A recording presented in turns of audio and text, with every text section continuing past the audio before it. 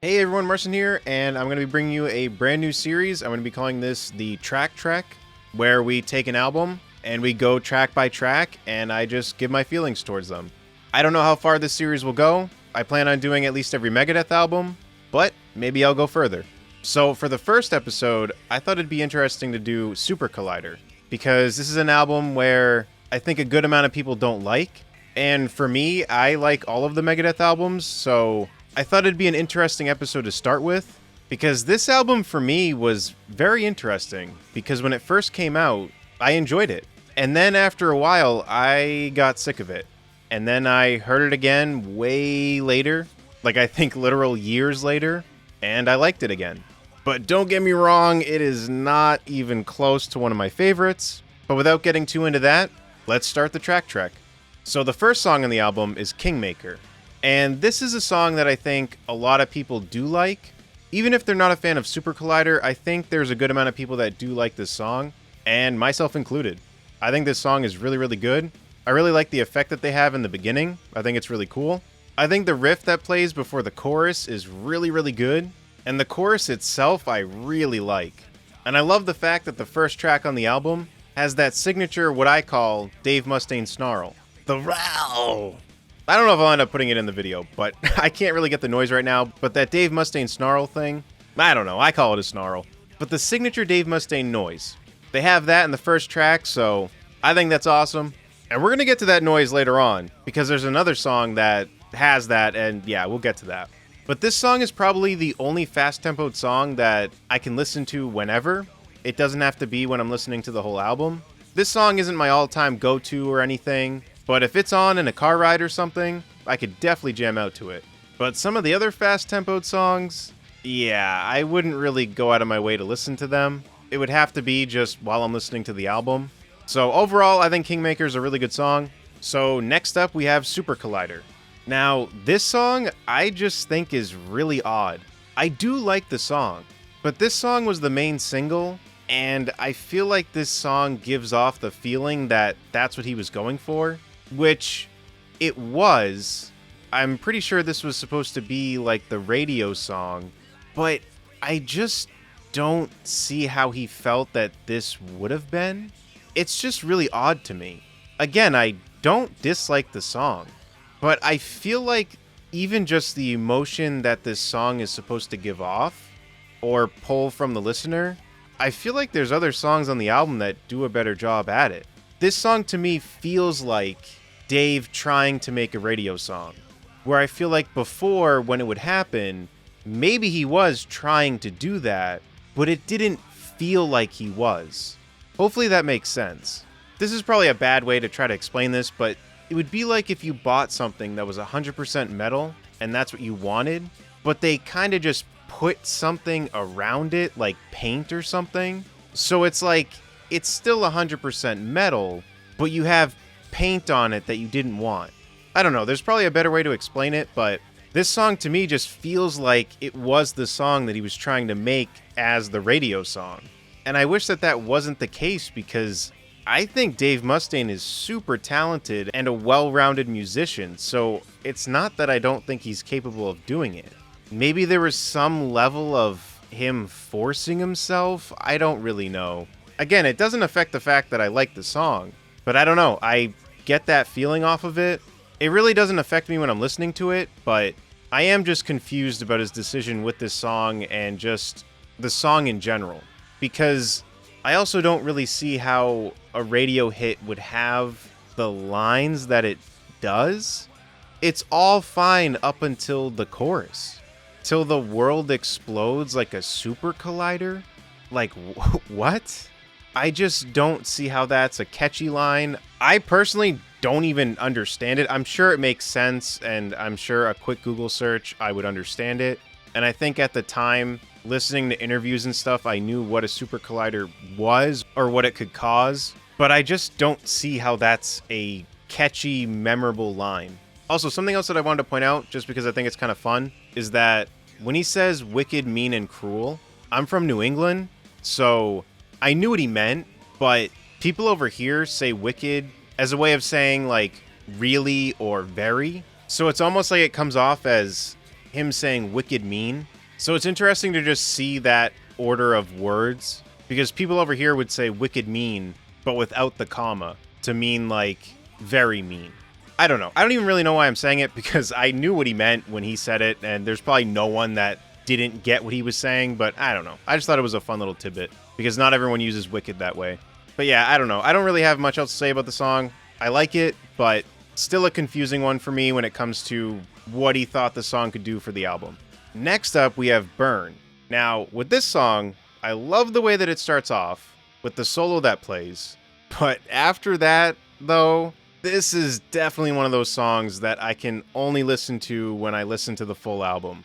I could not picture myself looking at my music and going, you know what I want to listen to? I definitely want to listen to Burn. I can listen to this song when I am listening to the album, but if I were to listen to this album multiple times in a short time span, oh boy, this song would definitely get on my nerves. Because first of all, I just think that the song in general is just boring. But man, when it gets to that part where he just keeps going, fire, I got the fire, fire, burning desire. I'm gonna spare you guys. I'm not gonna do the whole thing, but oh my gosh, I don't get it. I don't know. Again, I can listen to it if I listen to the album. And I won't be sitting there going, wow, this is just so annoying. But if I listen to it multiple times, I just start to feel that way. It's just like, I don't know why he did that. I don't know. I also don't even think this song needed to be 4 minutes. I think that's where this album to me is strange, because I think this is the only album that has songs where I feel this way about them. I don't think there's any other album that I can think of by Megadeth where there's a song where I'm like, why is this being dragged on? Maybe as I go through the other albums, I'll notice it, but off the top of my head, I can't think of a single one. So next up, we have Built for War. Now, this is where that snarl thing comes into play, because I used to always think, man, it'd be really cool if he had a song where he did that snarl thing like a bunch. Well, we got that, and yeah, I was definitely wrong, because when this album first came out, that started to annoy me a bunch. I can listen to it now and it doesn't have that same effect to me, but when he just kept saying, Built for War, with that snarl thing, and same thing with Fists Are For, it started to annoy me. I just did not like it. Again, after listening to it multiple times. Now I'm more okay with it, but again, this is not a song that I would listen to on its own. This is another song where it has to just be if I'm listening to the album. I don't hate it or anything, and this is also an example of what I was saying earlier with Kingmaker, where Kingmaker is a fast-tempoed song where I can listen to it on its own. Built for War is fast-tempoed, and I will not listen to this on its own. I'm not going to be looking through my music and go, I want to listen to Built for War. I will say, though, that that one part of the song where he says, oh, drawn out, is actually really cool. It's one of the parts towards the middle, and I really just think that part's cool. But yeah, I got my dream of a song with a bunch of those snarls, and yeah, I don't know. It's just not what I was hoping for. And I guess it's true, you just don't always know what you want, because clearly that is just not what I wanted, I guess. Next up, we have Off the Edge. Now, this song, I love this song.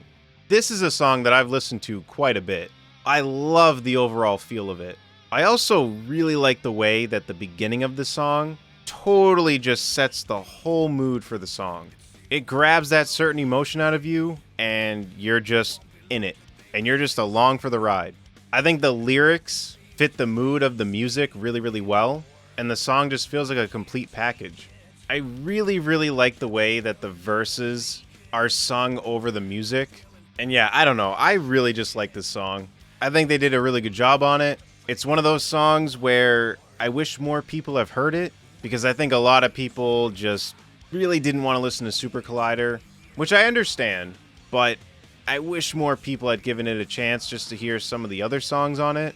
It's not like this album is an album where I'm shocked that it didn't gravitate towards a lot of people, but I think it is a shame that I think some people really missed out on some really, really good songs.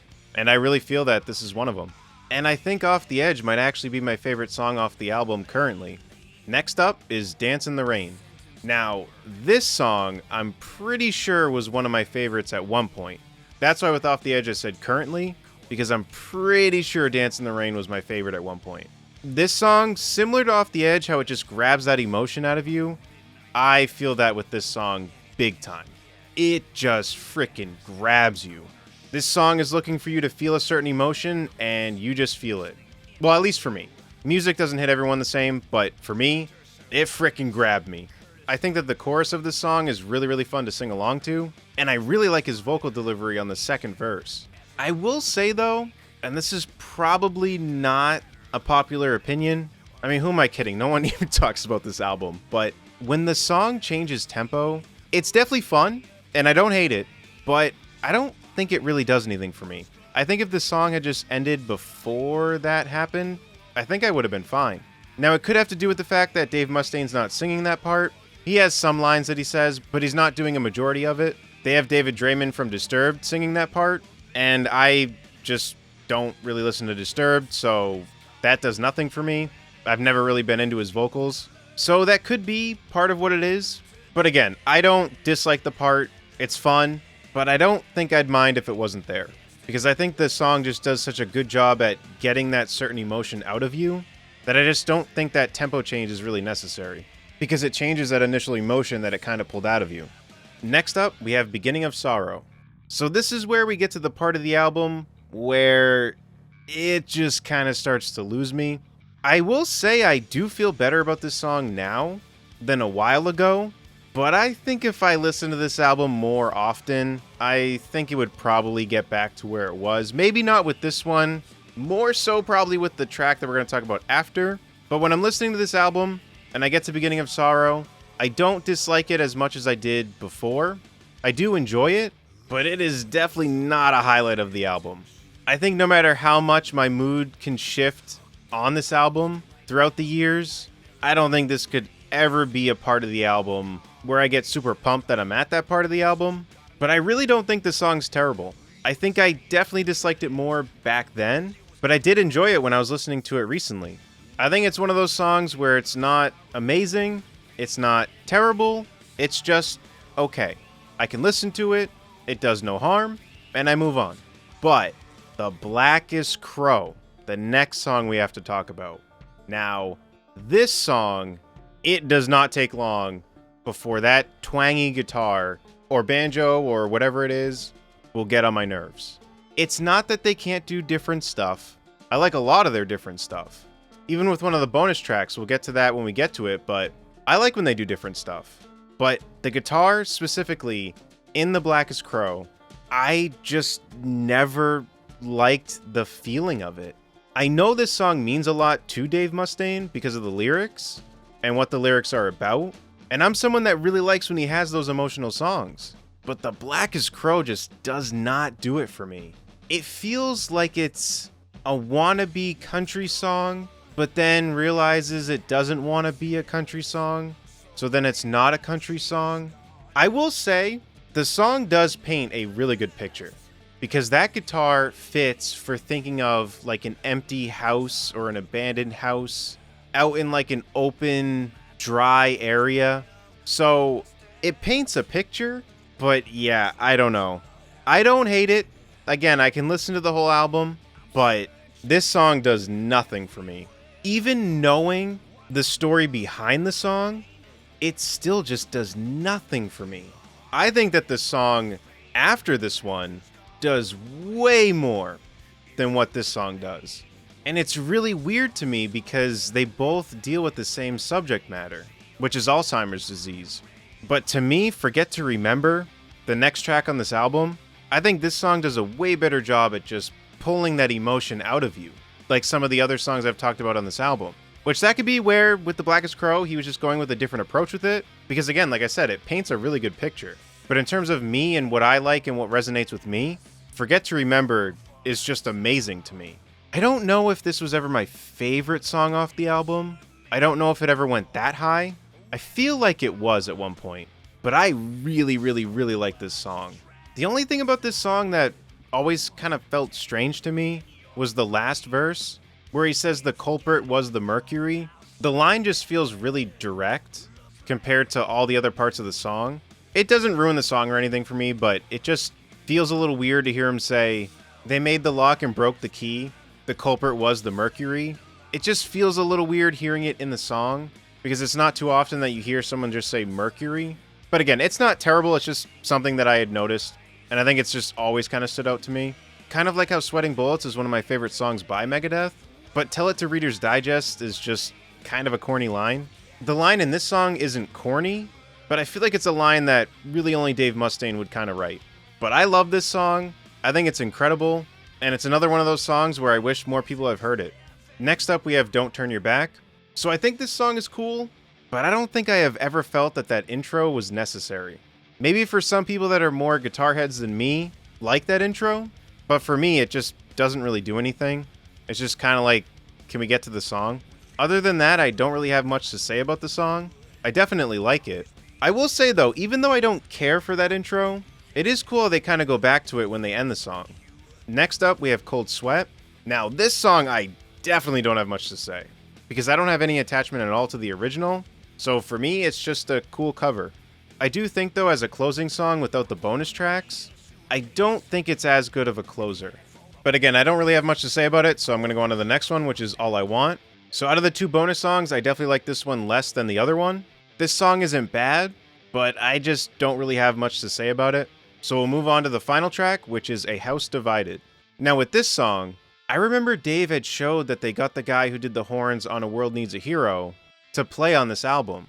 And I remember seeing a comment when Dave had posted this picture that we don't want these horns, we want thrash metal or whatever they had said at the time. It was a long time ago, so I don't really remember, but it was something along those lines. And for me, I have just never really felt that way, because don't get me wrong, I really love the fast, heavy stuff that he does, but I would never want him to box himself in. So I would rather him just try different things, and maybe it doesn't work, but I wouldn't want him to just stick to one formula. I like the fact that he just tries different things. Now, would I want a million albums like Super Collider? No. But I think to already judge a song just because there's horns on it, I think is a bit much. I know some fans just want the heavy, fast stuff, and that's fine. But for me, Megadeth is just more than that. And I like the horns in this song. And in general, I like when Megadeth does different things. Super Collider, in my opinion, is nowhere near their best album or anything. But to think of some of the other albums, some of the different things that they've done, it's weird for me to think of them just not doing any of the different stuff. So for me, that stuff will never affect me. Them using different instruments and just doing different stuff in general. I really like that Dave just kind of goes outside the box when it comes to making music. He doesn't just stick to one formula. I think the horns in this song sound cool, and I really do feel like that this song fits better as a closer for the album, over Cold Sweat. So, there you have it. That is my track for Super Collider by Megadeth. Hopefully you enjoyed this. Let me know what you think about Super Collider in the comment section down below. And until next time, I'll see you all later. Take care, everyone.